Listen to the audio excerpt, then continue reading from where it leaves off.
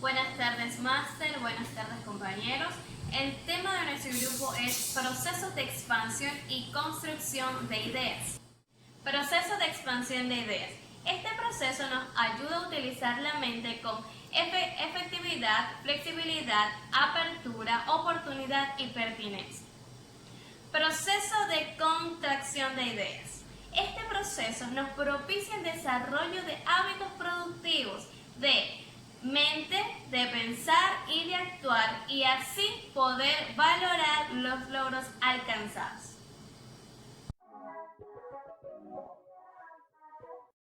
Significa pensar en ideas que se contraponen. Las ideas extremas relacionadas con un asunto o relación nos permite reflexionar sobre las ventajas y desventajas de la situación, pensar en lo adecuado e inadecuado de la situación, visualizar los riesgos y las oportunidades de una decisión. Para entender un poco mejor qué es considerar extremos, aquí tenemos un ejemplo que dice: ¿cuáles son las ventajas y desventajas del Internet? Entonces, como ventajas tenemos que nos ofrece una comunicación más sencilla, nos permite interactuar con otras personas y nos facilita la búsqueda de información. Como desventajas tenemos la dependencia del vicio, información basura y distracción de los empleados. Como ya lo mencionó anteriormente mi compañera, considerar extremos no es más que pensar en los aspectos positivos o negativos de una situación. En este caso lo que hicimos fue considerar las ventajas y desventajas que tiene el Internet. Antes de considerar variables, deberíamos de tener bien en claro lo que es una variable. Variable es una palabra que deriva del latín variabilitas, que significa en primera instancia algo que está susceptible de ser modificado, de ser cambiado, o como su palabra mismo lo dice, de variar en función de algún motivo, ya sea determinado o indeterminado. Estos cambios pueden ser tantos cualitativos como cuantitativos.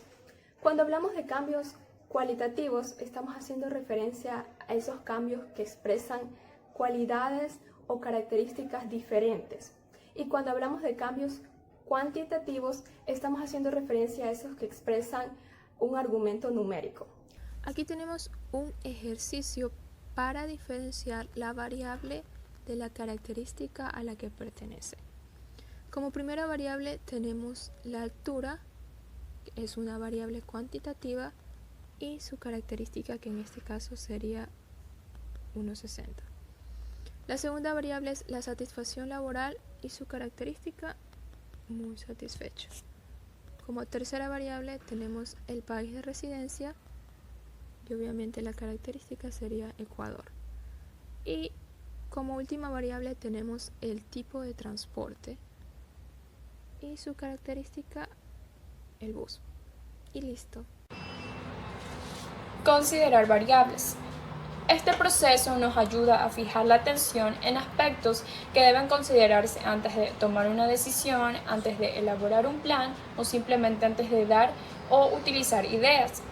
Las variables nos ayudan a ampliar la visión que tenemos acerca de una situación y nos ayuda o nos permite considerar las ideas que debemos tomar en cuenta si deseamos decidir o actuar con una visión mucho más amplia y acertada, y también con mayor seguridad. El hábito de pensar en las variables antes de decidir o de actuar contrarresta la llamada visión de túnel. Un ejemplo clave de considerar las variables podría ser: ¿qué variables podrías considerar si tuvieras que mudarte a vivir a otra ciudad? Las variables que podríamos utilizar de ejemplo en esta situación podrían ser el clima, la ubicación, la distancia, la seguridad y la región.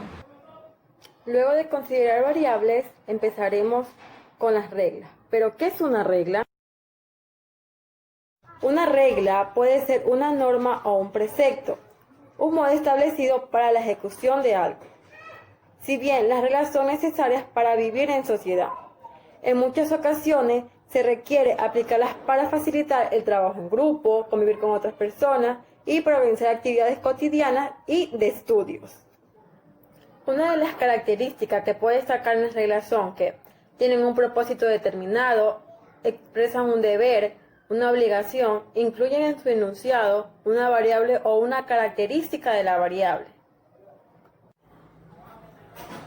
Luego de haber explicado el concepto de reglas y características de reglas, entonces llegaré a un ejemplo, que son 2 reglas para el comportamiento de las personas dentro de una sala de cine. La primera sería: las personas deberán depositar su basura en su debido lugar. La segunda: los espectadores deberán poner su celular en silencio para no interrumpir la película. Gracias. El producto del proceso de reglas es diferente al que obtuvimos en el proceso de considerar extremos y considerar variables. En los dos últimos generamos una lista abierta. Esto es que busca ser amplia e incluyente al mayor número de ideas posibles, mientras que en el producto de reglas se genera un producto concreto y bien definido, una regla. Para lograr este producto seguimos un procedimiento que primero explora la situación y luego genera una idea basada en el propósito que tenemos. A este tipo de procesos que generan productos concretos se le llama contracción de ideas. Ok, en este momento vamos a ver el procedimiento para la elaboración de reglas. Primero, vamos a definir el propósito de la regla. Segundo, vamos a identificar las características y las variables que nos van a permitir cumplir su propósito. Tercero, definir a quién va dirigida la regla. Cuarta, formular la regla. Y quinta, verificar.